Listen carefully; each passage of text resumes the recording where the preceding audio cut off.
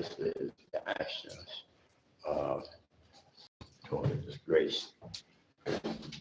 Toronto, the detective at that time, Peter, who kept KRUCZK, but it said Peter with the inhibitor. The allegation that Khrushchev used to falsely charge me, Mr. Kevin Clark, you're the clear candidate for the office of Toronto Mayor in 2026, coming Mayor of Toronto. And we are not only going to stop the Olivia Chow corrupt gravy train or the media propaganda corrupt gravy train, we are not going to dismantle the gravy train. We are going to. All right, let's go this way. According to the police reports, they're saying that. All right, let's go this way. According to the police reports, they're saying that my cats are dead. But nothing that the police have said, nothing that the police have said in the case, so you can trust, especially Detective Khrushchev. The only explanation you can have how any way a detective could ever lay such an heinous charge less than 3 hours or around that period of time after a tragic fire that nearly killed someone and killed their animal. And in turn, it killed two of his other animals. And in turn, Khrushchev tried to say that how this individual found out about this fire and telling them this glass has to be cleaned up. Naturally, that's not good for children, especially if children live here. How can we have broken glass like that just sitting there? Are you saying that the children don't have the right to play? Good morning. So in turn, what Khrushchev is saying is that at 2:40, I didn't light a cigarette and then inadvertently stand under a smoke alarm that went off because it was so sensitive in the psychological management. And in turn, realizing that, I put out the cigarette and in turn put out the alarm. And by 3 o'clock, I smelled something. And when I went to the living room and when I went to the hallway, nothing.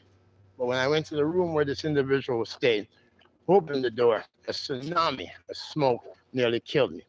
The individual said he plugged in an old cell phone with a lithium battery that's 7 years old, and he left, grabbed his knapsack, and went and go get cigarette butts because this year also has to be removed because this is a tripping hazard.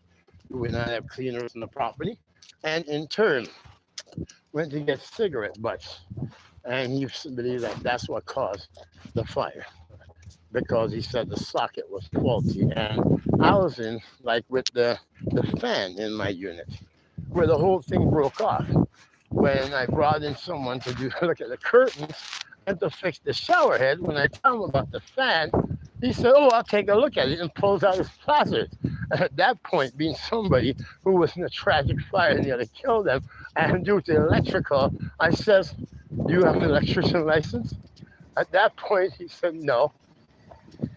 This is the maintenance person who doesn't have an electrician license looking to take a look at something that is electrical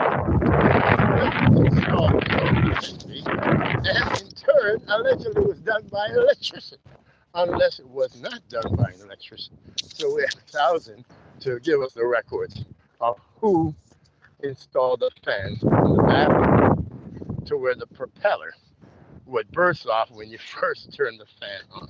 Did no one test the fan? And was it a maintenance person that installed this electrical device, which is something that must be done by a licensed electrician because this can lead to dangers and obstacles that can kill or take someone's life. Me and this animal were ordered out in this weather here. 8 months. No food. Uh-oh. Don't she love to do that poo in the middle of the sidewalk? That's innocent. Unbelievable. That figures. She's just in the middle of the sidewalk pooer. You know, she could have gone over there in the first place. Good thing I brought bags. Unbelievable. Oh, she's a handful. You try being outside in this weather. With no food, no clothing, with nowhere. Oh, shit. Oh, my goodness. Unbelievable. But I got to cut off here because somebody didn't clean up their poop. So we all met. So let me move on. We will have part two as we continue. Come on, Annie, let's go. Ah.